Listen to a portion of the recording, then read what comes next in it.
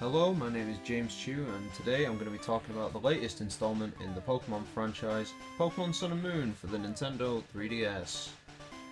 Now, since 1996, Pokemon's really been a juggernaut of the modern gaming industry. It's sold 212.44 million copies worldwide, and they have always had the same sort of formula.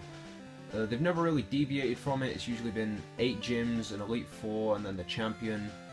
There'll be an evil team that's thrown in there in the mix most of the time. In fact, all the time. I don't really know why I said most of the time. That you as a 10-year-old have to take down. You know, the pretty standard stuff when you're 10. So you have to go and take it down, and that's usually the formula. You know, you'll have usually like 4 gyms, and then you'll have to take on the evil team in the middle of it. Perhaps catch the legendary, and then you'll do the other gyms, and then take on the Elite Four and the champion, and you'll beat the game. Sun and Moon carry it out quite differently though, which is something I like. I really like how they did it differently. They did it where instead of working towards a set league, you're instead working to establish the league in the Alola region, and you yourself would become the first champion. And instead of the traditional 8 gyms that have been laid out in the previous 6 generations, they did it where you do island trials, which are different from the gyms, because the gyms you'd have like 2 or 3 regular trainer battles there. Then you'd have the gym leader, which you'd beat. He'd give you a badge, and then you'd move on to the next gym. And in Sun and Moon with the island trials, you go there and you'll do like different tasks for the different trial captains. These tasks will usually consist of collecting hidden items for the trial captains so they can make something, or taking on wild Pokemon that are like disturbing the local area. They'll be similar to the gyms in the sense where it's still based around like one singular type of Pokemon, like water, fire, grass, but it's different in the sense that it's not constantly Pokemon battles all the time. There are trials in the game where you do take on the trial captains, but it's not constantly a Pokemon battle. It's, you know, you'll do different things for it.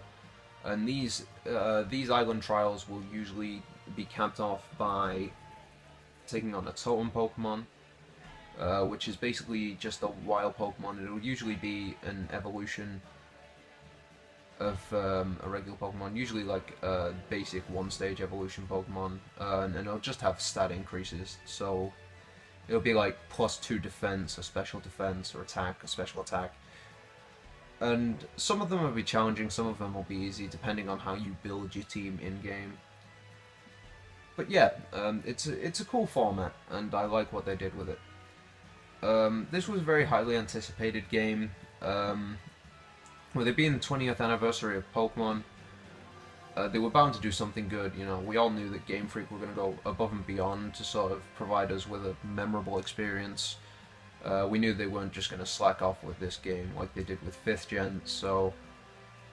and the sales figures show this. Sun and Moon actually broke Nintendo's all-time pre-order record at 10 million pre-orders, and as of the 30th of November, they have sold 25 copies of Sun and Moon, and I am recording this on the 13th of December, so that's probably gone up. And a lot of people would say it's more Pokemon is more of a kids-based game, and I can see, to be fair to them, I can see where they're coming from. You know, the cartoon-style graphics and sort of simplistic storyline. It doesn't really scream adult gaming at all, so I can see why people would think it's for kids. But research from www.silconera.com show that by the 5th generation of games, which were Black and White, Black 2, White 2, the majority of players actually playing Pokemon were between the ages of 19 and 24. And it shows that, you know, despite it looking like a kid's game, Pokemon is one of those games that sort of transcends like an age range and is sort of just it's enjoyed by everyone. Everyone who plays it, they like it. Overall, I think it's a really solid Pokemon game. The storyline is fantastic. The graphics are crisp. The animations for moves and such are fluent. The characters are amazing, and it's really fun to see their stories unfold sort of next to yours. We Mainly because we haven't really had a good rival character for quite a few games. The last good one I'd say was Generation 2 with Silver, and in this game you had Gladion, where he was very similar to Silver in a lot of ways, how he was a very serious rival who sort of he came over to your side by the end of it, but he was a very serious rival, and I prefer serious rivals. The big question with it was sort of, how did it hold up against the older generations of games, because it didn't have the same formula as them, and I'd say definitely. I haven't had this much fun playing a game since Gold and Silver back in the day, Generation 2 games, so it was a great play, and I really enjoyed playing it.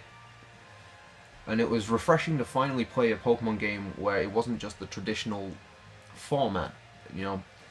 It was really refreshing to not have to battle constantly, and you could take a break and the gameplay would really slow down in pace at some points, and you could just sort of relax with it. The designs of Pokemon in this game were phenomenal too. They were really solid. You'll find arguments for some of them, but it's probably the most immersive and atmospheric game there is in the franchise, with places like Po Town and the shopping mart where you do the ghost trial. It really puts you on edge, and you feel it. You feel what sort of emotions they're going for, and you feel sort of nervous in those areas, as you would, because it's the ghost type trial, so it's meant to make you feel uneasy.